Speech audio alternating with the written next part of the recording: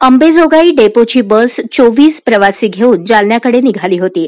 दरम्यान जालन्याहून बीडकडे मोसंबी घेऊन जाणारा आयशर ट्रक याने एसटी बसला समोरून धडक दिली.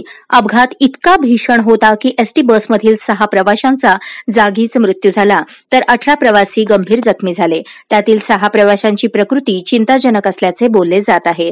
अंबडपासून 10 किलोमीटरवर झालेल्या अपघातामुळे जालना बीड मार्गावर वाहतूक कोंडी झाली होती.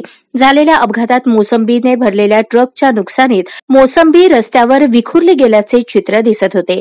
जखमींना जालन्याच्या शासकीय रुग्णालयात उपचारासाठी दाखल करण्यात आले आहे.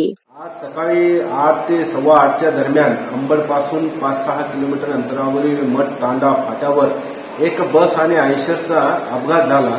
त्या अपघातामध्ये काही जखमी रुग्ण होते. त्या रुग्णांना अंबड उपजिल्हा रुग्णालय या ठिकाणी भरती केले, परंतु त्यातील 6 रुग्ण हे दगावले आणि उत्तर तपासणी उपजिल्हा रुग्णालय अंबड येथे करण्यात येत आहे. आणि काही जे गंभीर रुग्ण होते ते गंभीर रुग्ण जिल्हा रुग्णालय येथे 13 रुग्ण जे आहे संदर्भित केलेले आहे.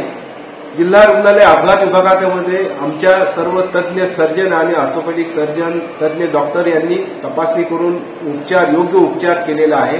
पैकी एक रुग्ण जो आहे गंभीर आहे, त्याला डोक्याला गंभीर जखम झाल्याने त्याला इंटुबेट करून आमच्या अपघात विभागामधून छत्रपती संभाजीनगर येथे वैद्यकीय महाविद्यालय येथे संदर्भित केलेले आहे. सर, बसमध्ये प्रवासी किती होते? बसमध्ये अंदाजे प्राथमिक माहितीनुसार 25 प्रवासी होते.